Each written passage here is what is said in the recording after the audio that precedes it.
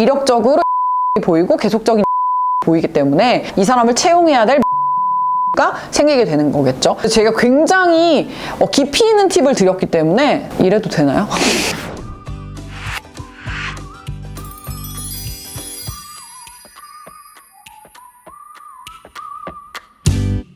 안녕하세요. 오늘도 여러분들이 궁금해 하실 만한 부분에 대해서 제가 답변 가지고 왔습니다.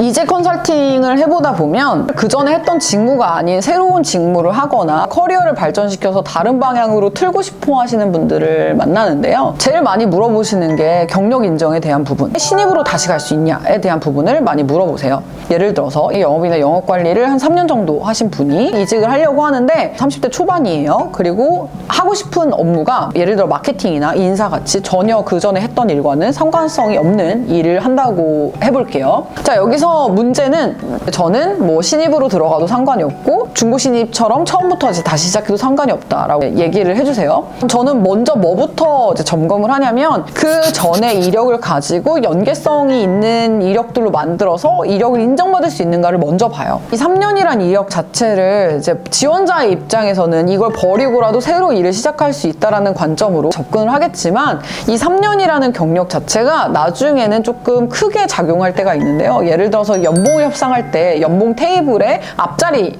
1000자리 수가 바뀐다든지 내가 직급이 대리가 되냐 과장이 되냐 이렇게 될 수가 있기 때문에 여러분들이 경력을 버리는 거에 대해서 잘 생각해 보셔야 합니다. 그래서 일단은 저는 경력을 버리는 것보다 경력을 살려서 연장선상에서 연결성이 있는 직무로 가는 게 이득이라고 보고요. 근데 만약에 정말 너무 싫어서 아예 틀고 싶다라는 생각을 갖고 계시다면 과감하게 버리시는 것도 사실 30대 초반, 완전 초반까지는 크게 무리 되지는 않습니다. 다만 이제 기업에서 경력이 있는 사람이 입사를 한다고 지원을 했을 때 아예 신입, 나이가 어린 신입들보다 이 사람이 가지고 있는 장점이 뭘까를 좀 명확하게 보여주실 수는 있어야 돼요. 돈을 주고 이 사람을 활용해야 되는 입장에서 어떤 강점을 가지고 어떤 거를 내가 어필할 것인가에 대한 포인트는 분명히 존재해야 된다는 거죠. 어쨌든 기업에서 나이 어린 사람들을 보려고 하는 이유가 뭐냐면 잠재력이나 가능성에 있어서 훨씬 더 나이 어린 친구들이 보여줄 수 있는 것들이 더 많기 때문에 그렇다고 보시면 될 것 같아요. 잠재력을 볼 거면 차라리 나이 어린 친구들이 낫다라고 판단하는 거죠.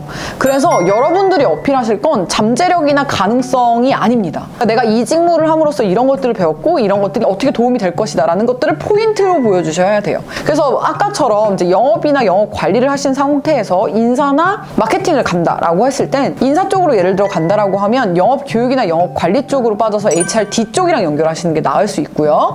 아니면 마케팅 쪽으로 간다라고 하면 내가 영업이랑 영업 관리 쪽에서 고객을 상대하고 응대해본 이런 경험들이 마케팅으로 어떻게 전문화될 수 있느냐를 보여주시는 게 필요하겠죠. 물론 그 사이에 브릿지는 반드시 있어야 합니다. 그 브릿지는 뭐냐면 여러분들이 이 직무를 하기 위해 어떤 것들을 준비했는지 뭐 자격증이나 교육 과정이나 어떤 다른 부분에서의 노력들이 분명히 존재해야 되고 내가 이렇기 때문에 3년 정도 일했던 이력이 이것과 상관은 없지만 이런 부분에서 매칭이 될 수 있어요를 보여주실 수 있는 브릿지는 반드시 필요합니다. 그래서 그런 것들을 설계해 주시는 게 굉장히 중요하다고 보시면 될 것 같아요. 그래서 그런 것들이 연결이 됐을 때 이력적으로 일관성이 보이고 계속적인 연결성이 보이기 때문에 이 사람을 채용해야 될 명백한 이유가 생기게 되는 거겠죠. 제가 굉장히 깊이 있는 팁을 드렸기 때문에 이래도 되나요?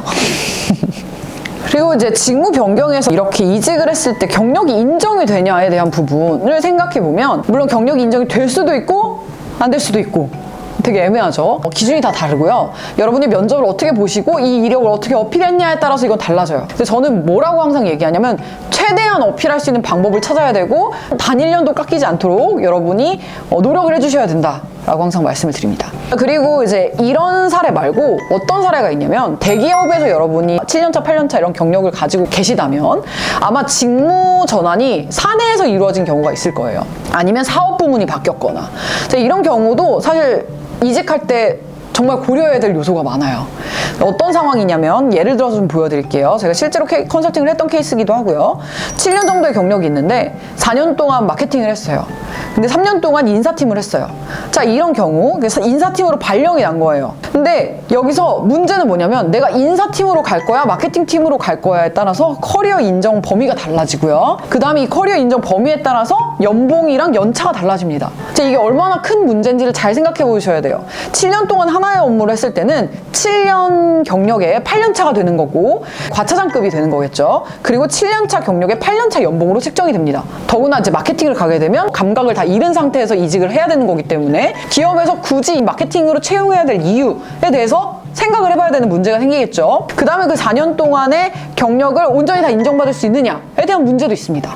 네, 그래서 이렇게 7, 8년 차가 돼서 내가 나이가 30대 중반이 됐는데 그 경력을 다 인정받지 못하고 3, 4년 차 경력을 인정받으면서 연차와 연봉을 깎아서 간다. 이직을 할 때는 내가 가지고 있는 연차와 직급 부분을 어떻게 잡고 갈 것이며 나의 어떤 방향성을 가지고 이 부분을 어필할 것이며 이런 것들이 다 계획이 세워져 있어야 되고요. 그리고 더 중요한 건 내가 가진 이력이 어떤 부분에 전문성이 있고 어떤 포지션으로 가고 있는지를 대부분의 분들이 모르는 경우가 더 많아요. 그래서 이런 것들을 명확하게 짚고 넘어가야 될 필요가 있습니다. 그래서 사실은 제가 이렇게 말씀드리면 좀 그렇지만 그래서 전문가의 도움이 필요한 부분들이 있을 수 있어요.